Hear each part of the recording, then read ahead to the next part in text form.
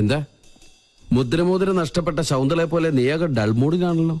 എന്താടി പുതിയ വല്ല ഐറ്റോപ്പിക്കാനുള്ള സൂത്രപ്പണിയാണോ? എനിക്കറിയാം നീ അതേ സംശയിക്കുള്ളൂ. ഞാൻ ആകെ ടെൻഷനില്ല. ആദ്യമായിട്ട് എന്റെ പ്രോഗ്രാം പോലും ഒന്ന് തടസ്സപ്പെട്ടത് അറിയോ? കാരണം എന്റെ ക്യാമറമാൻ രാഹുൽ അവൻ ആകെ പ്രോബ്ലത്തിലാ. അവനെന്ത് പ്രോബ്ലം? ഞാൻ കണ്ടില്ലേ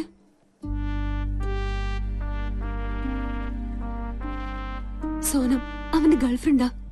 അവൾക്കിപ്പോ ത്രോട്ട് ക്യാൻസറിന്റെ ചെറിയൊരു സിംറ്റം. ട്രീറ്റ്മെന്റ് മാറാവുന്നതേ ഉള്ളൂ. പക്ഷെ രോഗിയാണെന്ന് അറിഞ്ഞതിൽ പിന്നെ അവൾ അവനെ മനഃപൂർവ്വം അകറ്റുക. ഒന്നിലും ശ്രദ്ധയില്ല.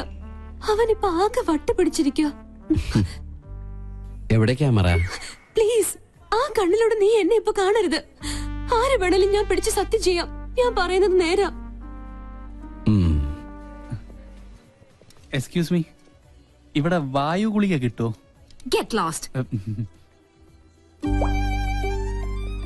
അവൻ എന്തെങ്കിലും കടുങ്കായി ചെയ്യും. അതാ എന്റെ പേടി. ഞാൻ എത്ര പറഞ്ഞിട്ടും അവള് കേൾക്കുന്നില്ല.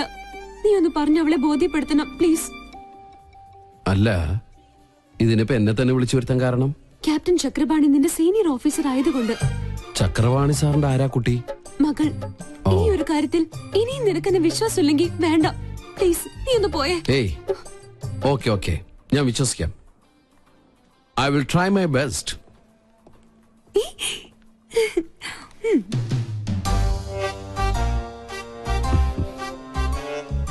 എക്സ്ക്യൂസ് മീ, കുട്ടി വിചാരിക്കുന്ന പോലെ അത്ര വലിയ സംഗതികളൊന്നും കുട്ടിക്കില്ല. ഇതൊക്കെ ചികിത്സിച്ചാൽ ശരിയാവുന്ന കാര്യങ്ങളേ ഉള്ളൂ. ഞാൻ അറിഞ്ഞു എന്നത് കാര്യാക്കണ്ട. തൊണ്ടയ്ക്കാണല്ലേ? ഒക്കെ എനിക്കറിയാം. എന്തിനാ വെറുതെ ആ പാവത്തിന് ഇങ്ങനെ വിഷമിപ്പിക്കുന്നത്? ഈ പ്രണയം എന്ന് പറയുന്നത് ദിവ്യമായൊരു അനുഭൂതിയാണ്. അവിടെ തന്റെ ഇടമാണ് ആവശ്യം. നമ്മള് ഒന്നിനെ പേടിക്കാൻ പാടില്ല. I can understand your feeling. Chakrapani സാറിനോട് ഞാൻ സംസാരിച്ചോളാം. എന്താണ് തനിക്ക് വേണ്ടത്? അത് ഞാൻ ഈ ചക്രപാണി സോറി ചക്രപാണി സാറിന്റെ മകളാന്ന് വിചാരിച്ചിട്ട് ഞാൻ സംസാരിച്ചു. നമ്പറായിട്ട് ഇറങ്ങും പെണ്ണുങ്ങളെ ശല്യപ്പെടുത്താൻ. ട്രീറ്റ്മെന്റില്ല. തന്നെ മരിച്ച കാമുകയോട് സാദൃശ്യമുള്ള ഏത് പെൺകുട്ടിയെ കണ്ടാലും ഒന്ന് നിയന്ത്രണം വിടും. അതിന് ചങ്ങലക്കിടല്ല വേണ്ടത്. ഉപദ്രവിക്കില്ല.